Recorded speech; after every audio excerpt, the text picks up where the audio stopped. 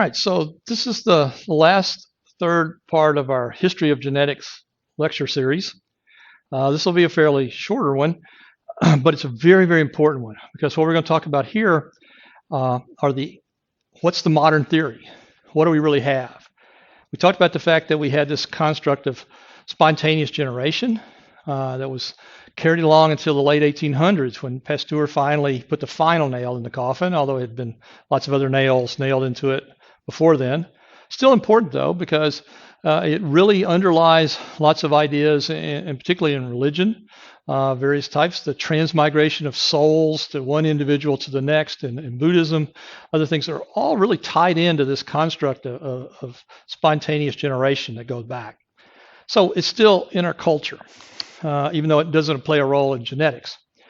Then we talked about this technological thing that came along, the microscope, that allowed us to, because the Greek writings had come out of the Dark Ages, Middle Ages, reading the Greek writings again, and seeing that this male produced the form and the female produced the system where the form developed. And sure enough, when we had a microscope here inside of sperm were these little humans all packed in there, as preformed humans. And of course, when technology advanced a little bit, we saw there were no little humans, or in fact, there were no little vessels or anything else. But we still carried that idea forward. And along the same time, and then continuing into the 1800s, when Darwin sort of formalized it a bit more, it was already existing in literature, but he kind of pulled it together because he needed a theory of heredity desperately to make his model of natural selection work. He called it pangenesis, and the idea that pangenes, so no, we don't have a little body there anymore, but we've got pieces floating around, and those pieces collect in the reproductive organs, and they're passed on. And of course, we showed that doesn't work. Darwin even didn't think it worked really well. So the question is, what do we have today? What's our theory? Well, our theory is one that you just kind of intuitively probably could think of, but we'll give it a name so you can think of it. It's called epigenesis. Okay, now do not confuse this with epigenetics, which we're going to talk about in a moment, but epigenesis. Epigenesis is simple. It's the theory that everything arises new.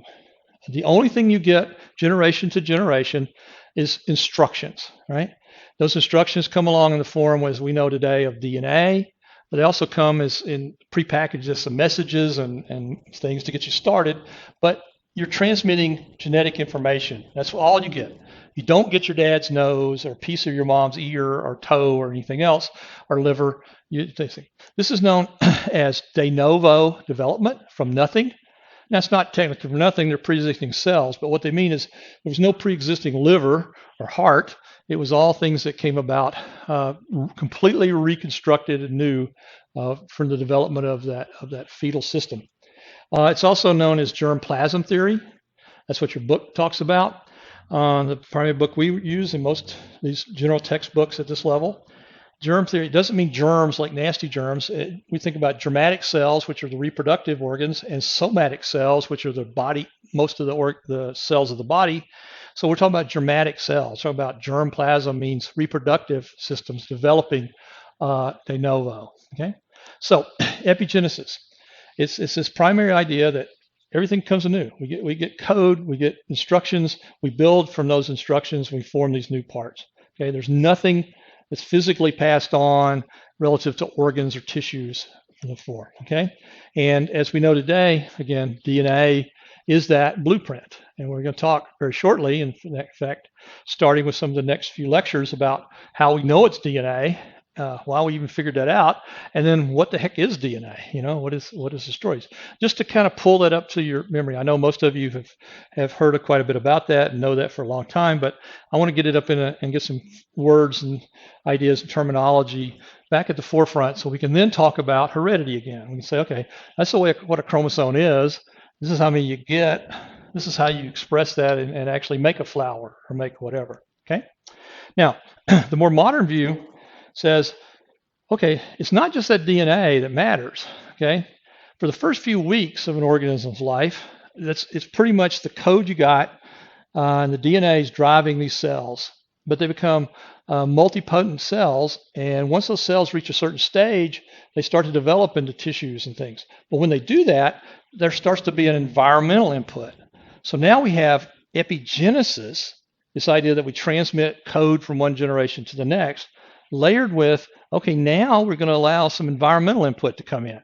That's called epigenetics, the epigenetics. So remember, as I said in an earlier lecture, we have the genome, collectively all the genetic information you have, and then layered over the top of that in some way is this epigenome, this controlling units. And that controlling units is highly influenced by environment.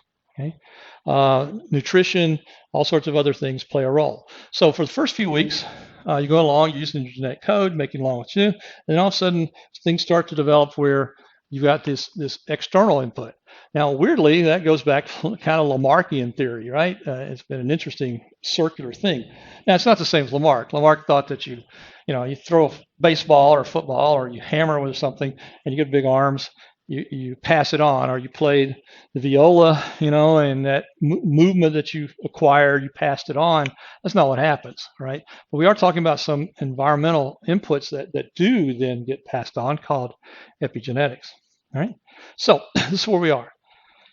These are the four major theories. You should kind of know a little bit about them and just kind of recognize them. Certainly know what epigenesis is and work from there to think about it a little bit.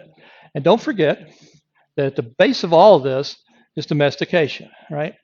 Just keep that in mind, that really, whatever we're talking about here goes back to the fact that we're thinking about and starting from the standpoint of observing differences, human observations, asking questions about those observations, and trying to figure out how all of these systems really sort of work.